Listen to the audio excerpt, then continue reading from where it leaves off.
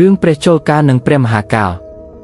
ព្រះសាស្តាទ្រង់ប្រារព្ធព្រះជលកាលនិងព្រះមហាកាលព្រះជលកាលជាប្អូនរបស់ព្រះមហាកាលលោកប៊ូមិនទាន់បានមួយវស្សាផងក៏លាចាកសិក្ខាបទសឹកមកជាក្រហមព្រោះភរិយារបស់លោកចេះតែមកធ្វើឲ្យរំខានខ្លាំងពេកចំណែកឯព្រះមហាកាលដែលជាបងលោកបានមកបួសក្នុងព្រះពុទ្ធសាសនាដោយសិទ្ធិជ្រះថ្លាខិតខំចម្រើនអសុភកម្មដ្ឋានរហូតដល់បានសម្រេចអរហត្តផលព្រមទាំងបដិសម្ភិទា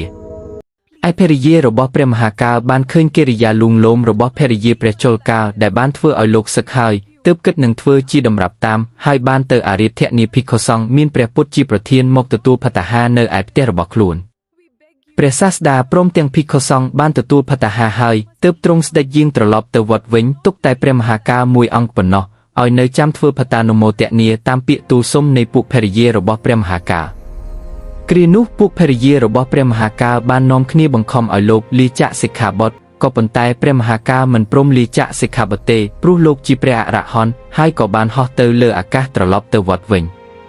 ពួកភិក្ខុទាំងឡាយបានសន្ទនាគ្នាអំពីរឿងរ៉ាវព្រះមហាកាលនិងព្រះជលកាលដោយប្រការផ្សេងព្រះសាស្តាទ្រង់ជ្រាបហើយទ្រង់ត្រាស់ថា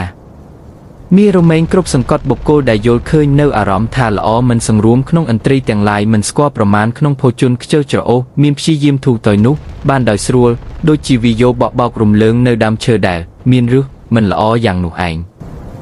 តែមានរមែងគ្រប់សង្កត់បុគ្គលដែលយល់ឃើញនៅអារម្មណ៍ថាមិនល្អសង្រួមប្រពៃក្នុងឥន្ទ្រីទាំងឡាយស្គាល់ប្រមាណក្នុងភោជនមានសទ្ធាប្រារព្ធព្យាយាមនោះមិនបានដូចជាវីយោបបោកភ្នំធម្មតាឲ្យបែកមិនបានយ៉ាងនោះឯង